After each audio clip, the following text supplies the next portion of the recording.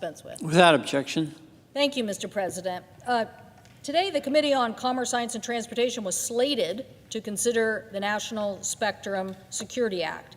This bill, a hard-won compromise months in the making, would have provided a balanced approach to spectrum management, protected our national defense by ensuring our military has the telecommunications capacity they need, promote innovation by unleashing spectrum for commercial use, and essential for America's economic and international competitiveness.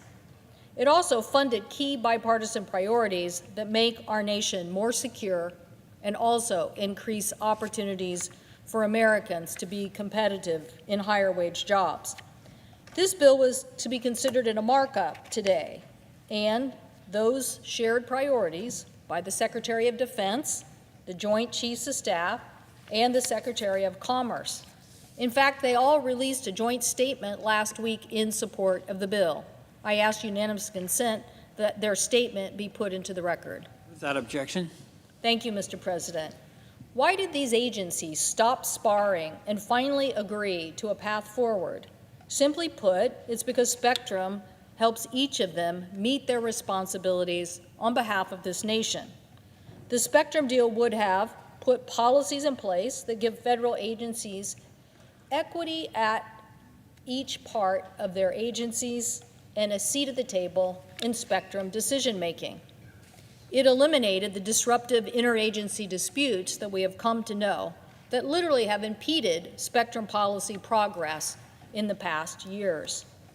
It also reinstated the FCC's Spectrum Auction Authority without compromising national security.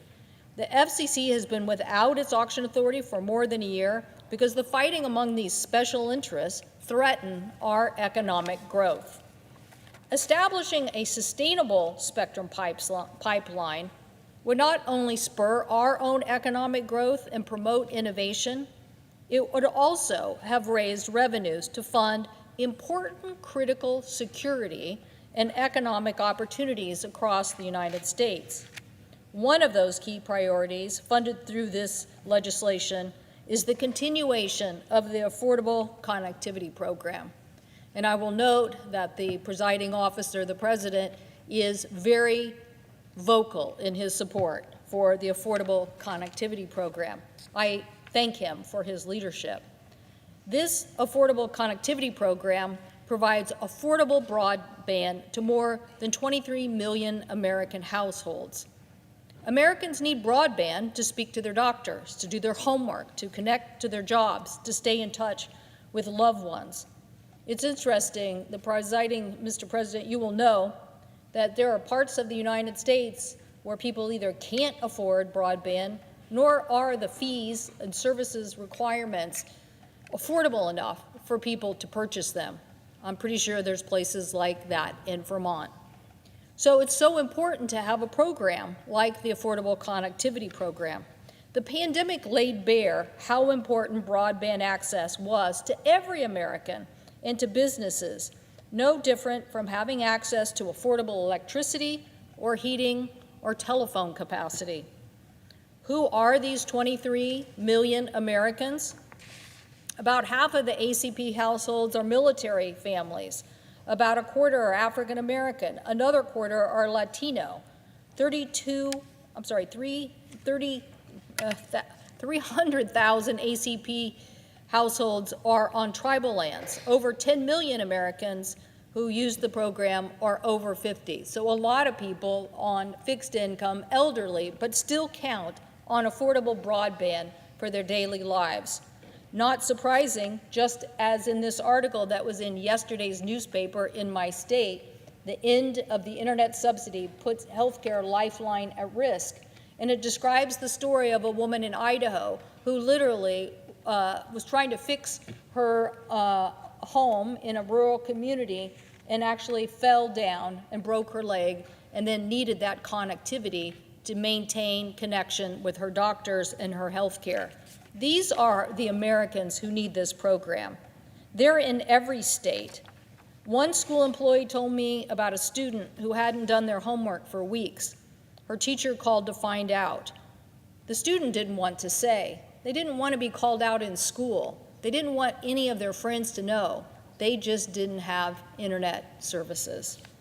She wasn't trying to get out of the work. She was just trying to protect her family and protect herself.